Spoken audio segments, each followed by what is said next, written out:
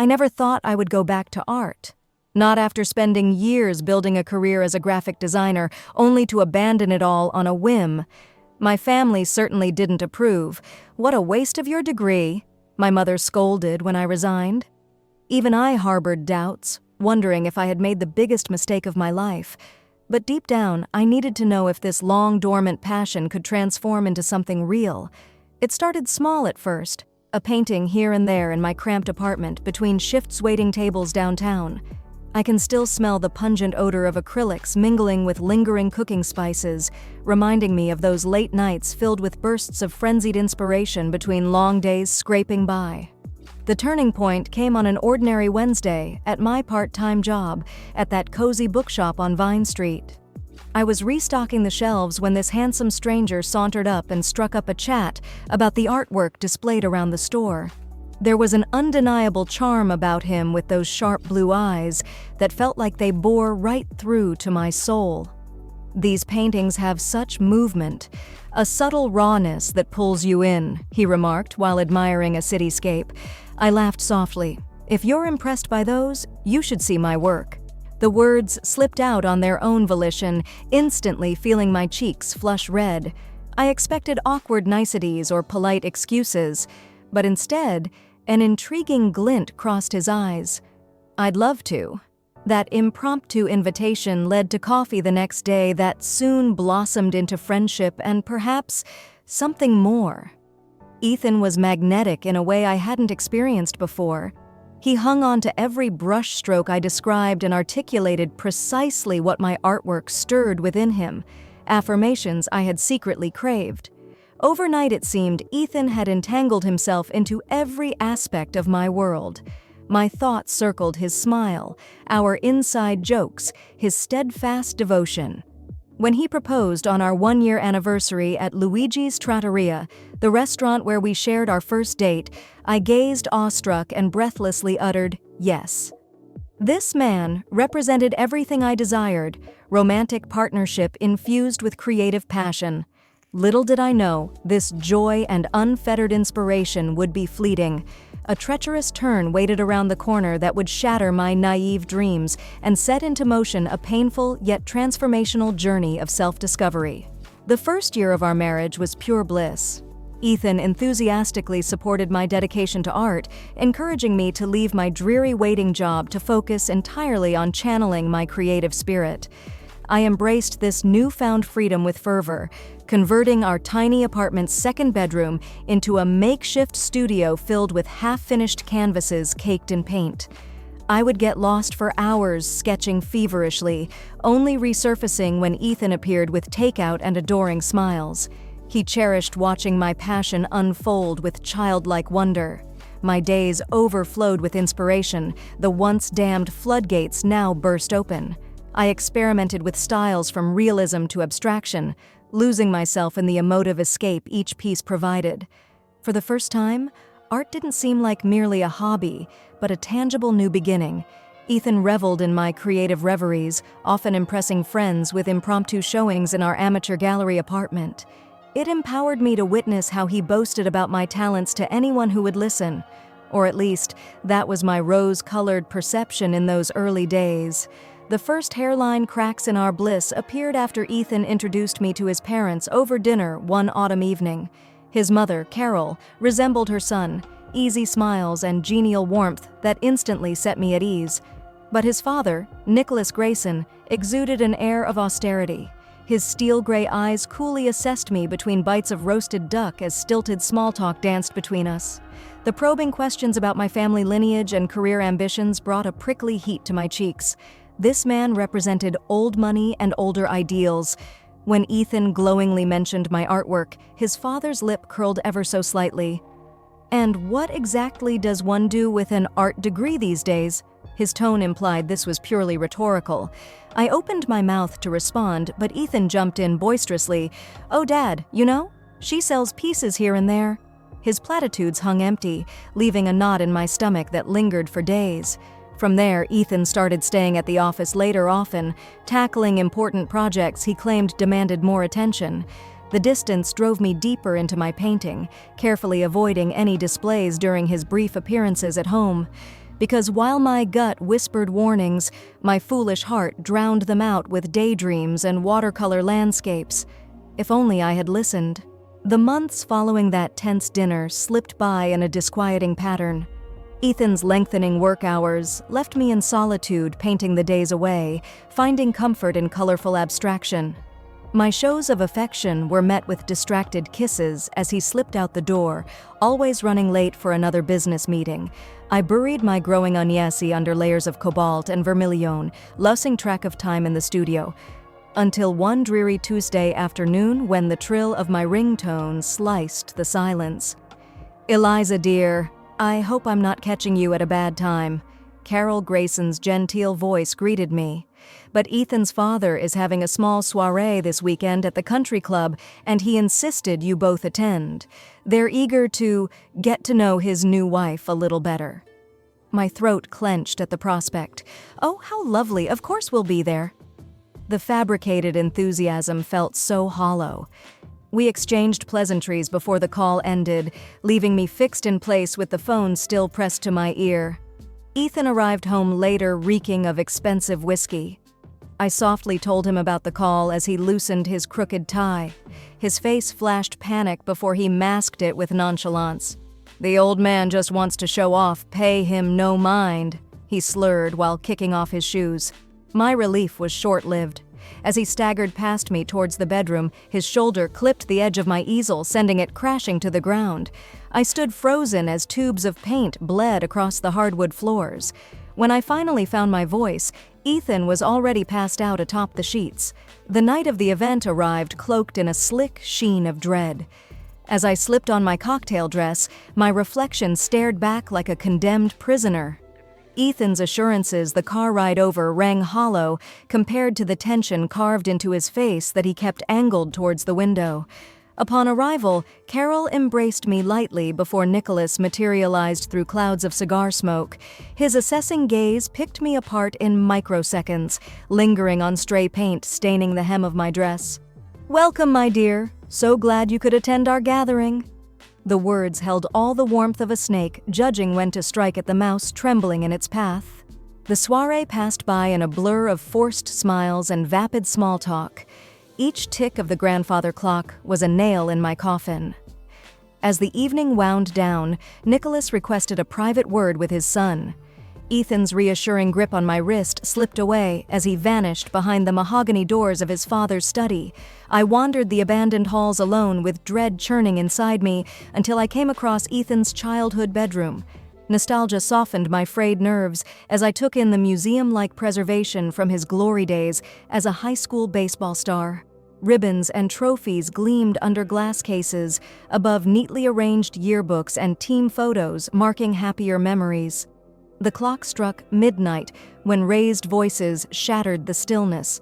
I crept towards the echoing argument, pulse thrumming in my ears. "How could you be so irresponsible? The money is gone, all of it. Did you think I wouldn't find out?" Mr. Grayson's venomous words halted me in my tracks. Ethan's reply came out choked. "Dad, please, I made some bad investments, but I can fix this."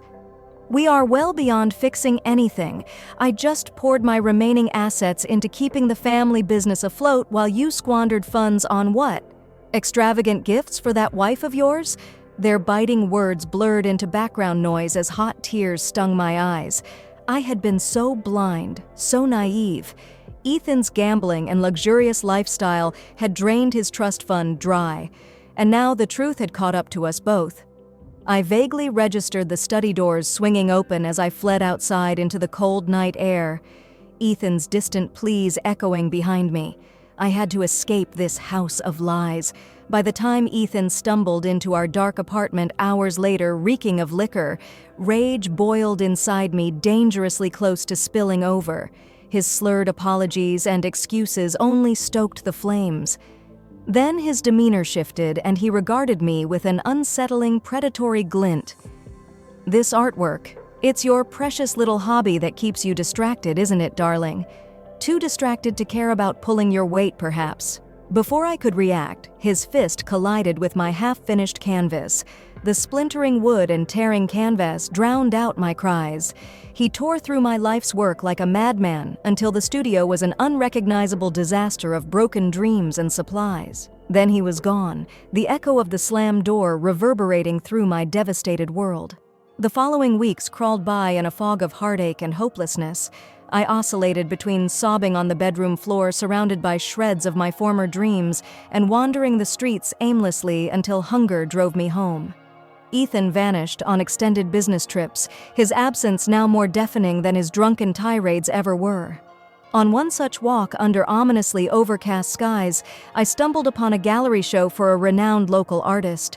Drawn in by the vibrant abstract pieces, I meandered through the exhibition, taking solace in fiery oranges and passionate blues, colors that reignited flickers of inspiration inside me. As I stood transfixed before a favorite canvas, a gravelly voice sounded behind me. The brush strokes along the edges reveal her ferocity, yet that wisp of darkness speaks to deeper vulnerabilities, no?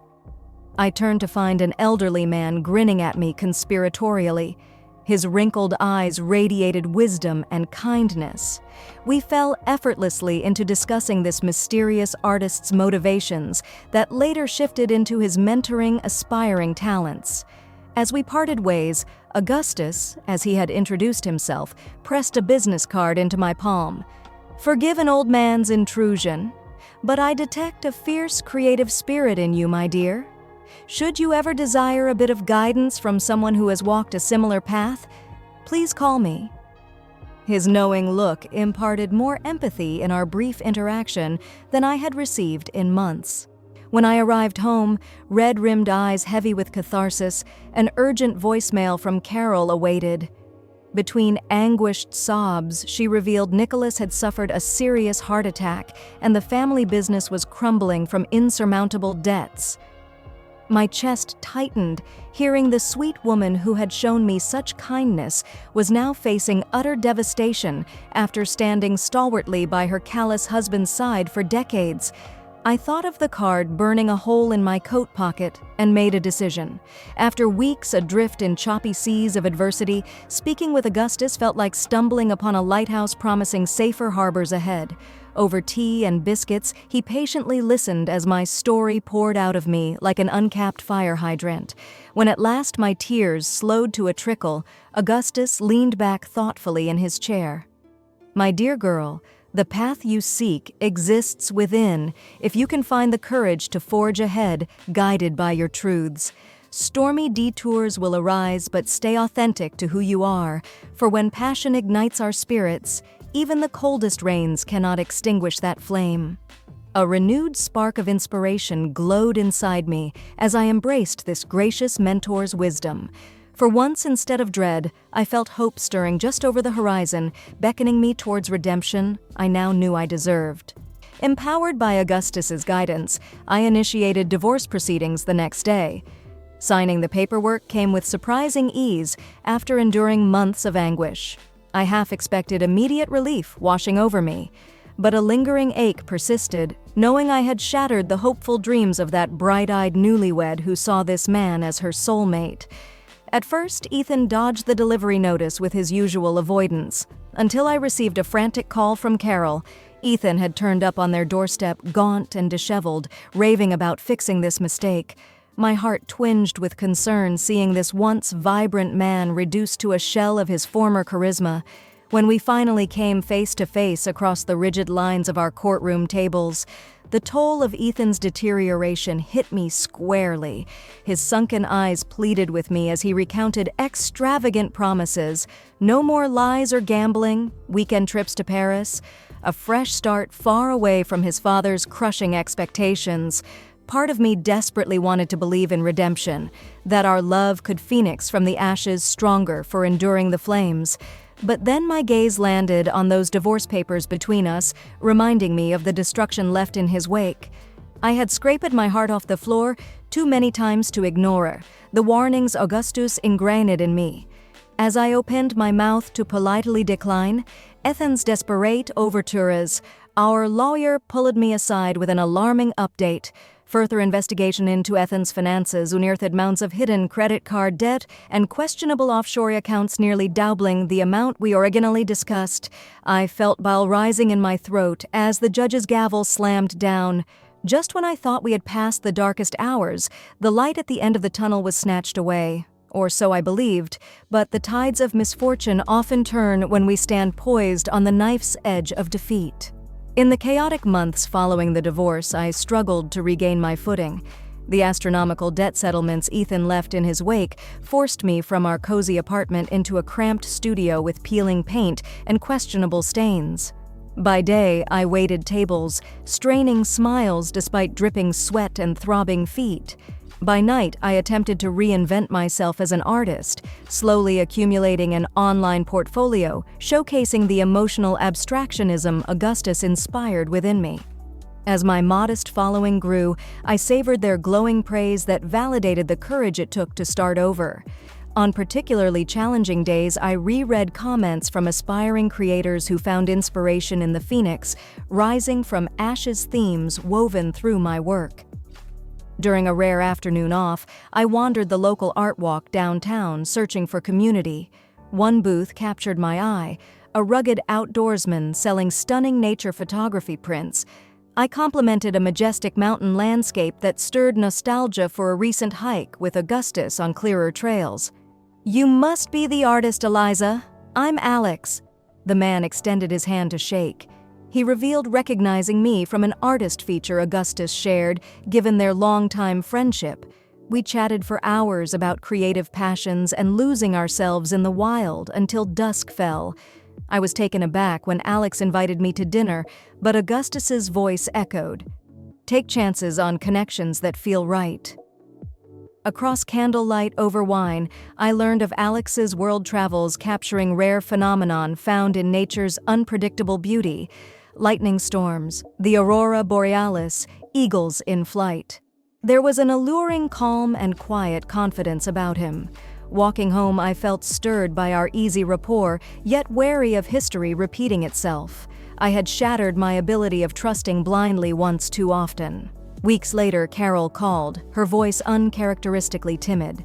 She reluctantly admitted Ethan had checked himself into rehabilitation, but refused visitors. Then, to my shock, she asked my opinion on selling several heirlooms to pay for private therapy as a mother's last resort to save her son. My heart fractured hearing her unwavering loyalty, even after endless deception and destruction. I promising to request an appraisal from Augustus's vintage dealer contact. Finally, I could offer a lifeline to this family, so frayed yet still clinging to fraying ropes of reconciliation.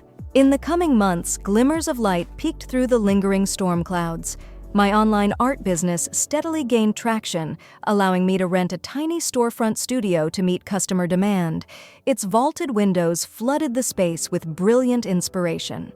On weekends, Alex accompanied me on photographic adventures to locations Augustus recommended from his extensive travels: crumbling castles shrouded in mist, wildflower fields ablaze in vibrant hues. Our escapades nourished a creative hunger in us both. At home, Alex's grounded energy filled my new apartment with cozy warmth. He cooked elaborate meals without expectation, massaging my sore shoulders after hours hunched over canvases. And while moments arose reminding me of Ethan's early affection, Alex met my wary gaze with patience and understanding. Meanwhile, Carol sent encouraging updates regarding Ethan's rehabilitation and Mr. Grayson's declining health. Guilt tugged at me, realizing that despite everything, I hoped for their family to heal. The proceeds from the sold heirlooms financed Ethan's treatment and eased some financial burdens. But Carol's voice betrayed bone-deep exhaustion from playing mediator amidst the troubled men she loved. Later that spring, I received an unexpected dinner invitation from Augustus. His health issues had worsened recently, forcing retreat from public life. Over lavish dishes prepared by his live-in nurse, Augustus made an announcement. He was downsizing to a manor house in the countryside and wanted to gift me his firehouse studio that had nurtured icons for decades. I protested this extravagant offer, but Augustus silenced me with a knowing look that still affected obedience. My dear, mentoring you these past years has brought this weary soul profound joy. Consider the space yours to pass along when another young visionary crosses your path one day." His solemn words stirred chilling finality. We parted late that evening with tight hugs and watery smiles. Weeks later, Augustus passed peacefully in his sleep, his legacy now etched into the city's cultural fabric. Per his wishes, I turned the Firehouse Studio into a non-profit providing mentorship and creative education, a tribute to the painter who saw light within me when all seemed lost to darkness. In the ensuing years, my art and non-profit blossomed beyond imagination. As executive director, I spearheaded community art initiatives, giving voice to marginalized groups. My canvases explored the connections binding humanity beyond surface differences. Alex remained a grounding presence by my side through late nights preparing lesson plans and early mornings, rushing off to fundraising events. During brief respites wandered mist-shrouded forests and stargazed from alpine meadows. Though we maintained separate homes, what we shared ran soul-deep. So I was shocked when Alex revealed plans to relocate abroad for an photography apprenticeship. My instinct was to cling tight, but wisdom whispered, "Let go." I would miss his earthy spirit, but refusal to follow one's calling resonated all too personally. The morning Alex departed, golden light filtering into my studio summoned bittersweet nostalgia. How many beginnings and endings had this creative haven witnessed over the decades? I pledged to honor those memories by living fully in each moment. Soon, invitations arrived requesting my coveted artwork for summer exhibitions. After politely declining for years, sudden intuition struck me. The time had come to showcase my pieces again on a grander scale. On opening night of the premiere showcase, I glided among dazzling galleries in an emerald gown Augustus gifted long ago for such an occasion. Swells of laughter and champagne toasts provided a gilded atmosphere, but internally, I quaked anxiously over re-exposing tender fragments of my soul. As the speeches commenced, a shadow emerging from the perimeter drew my attention. I shivered watching Ethan approach, clutching a single white rose. The years had carved away his youthful bravado, leaving weary regret in its wake. Before he could utter a word, Carol rushed in, apologizing for her son's intrusion, given strict instructions not to attend. My gut reaction was to recoil from turbulent memories threatening to torpedo my hard-won serenity. But since embarking on my own journey of transformation, I practiced extending grace like Augustus exemplified. So I accepted the flower with a silent nod of acknowledgement. Before steering Carol gently towards favored photographs, Alex gifted the event. As we admired a majestic sunset at Augustus's countryside home, Carol turned to me with glistening eyes. "You truly captured his essence here. It's almost as if I can feel his comforting presence just over my shoulder." I squeezed Carol's hand lightly, a sense of closure washing over us both. No more words needed to be spoken about the past. All that mattered was carrying forward beloved memories into better days dawning bright on the horizon. In the years since my art show premiere, life carried onward through ups and downs as it always does. Alex returned home intermittently between adventures, our bond now deepened, having weathered distance and change. We picked up right where we left off, reminiscing over home-cooked dinners after his long flights. My nonprofit mentorship program expanded via partnerships with local universities and art councils. Seeing the passion ignited in each student upon discovering their creative gifts mirrored my own journey under Augustus's guidance. On challenging days shouldering the burden of leadership, I meditated upon his words to find courage and purpose. Even Ethan evolved from specter of my past into occasional friend. Sober living stabilized his mental health, allowing us brief catch-up conversations when dropping paintings off for Carol. He reinvented himself as a motivational speaker, advocating for addiction recovery and redemption. We stood not as embittered ex-lovers, but two healing souls offering compassion learned from respective trials by fire. On quiet evenings, I watch the sunset blaze fiery hues over Augustus's countryside manor, now serving as an artist retreat hosting global talents. My heart swells picturing his generous spirit presiding gleefully over lively debates echoing through those aged halls. As I refill my wineglass, wanderlust strikes thinking of where Alex might be exploring now with his camera in tow. The aperture of life forever adjusting into sharper clarity when we lean into growth and change. I once clung so desperately to dreams defined by outside expectation rather than intrinsic truth. But with time and wisdom, I awakened to my most soul-stirring art manifesting not through canvas and paints but cultivating community and empowering others to illuminate their inner light against all odds.